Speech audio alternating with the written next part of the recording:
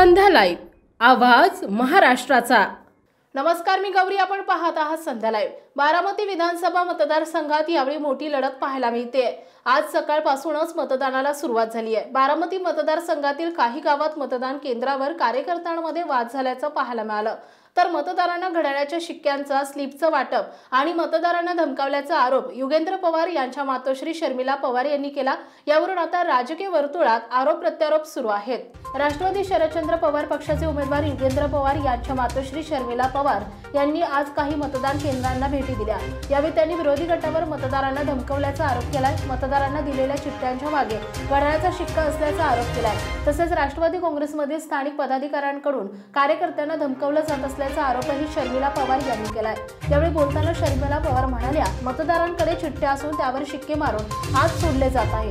इतर ठिकाणी बुथवर फिरत होते तेव्हा आमच्या कार्यकर्त्याला धमक्या आल्या, मी संपवतो, तुला खल्लास करतो अशी भाषा इथं सुरू आहे। हवं असेल तर तेथील सीसीटीव्ही कॅमेरे तपासा असंही पवार म्हणाल्या।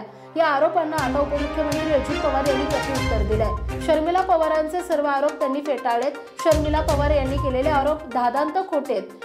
तसं काही झालेलं असेल, तिथल्या सीसीटीव्ही मध्ये सगळं रेकॉर्ड झालं असेल, निवडणूक अधिकारी चेक करतील। मी एवढ्या निवडणुका पार पाडल्या, पण कधीही आमच्या कार्यकर्त्यांनी अशी वक्तव्य केली नाहीत। माझा कार्यकर्ता असं कधीही वागणार नाही असं प्रत्युत्तर अजित पवार यांनी दिलंय।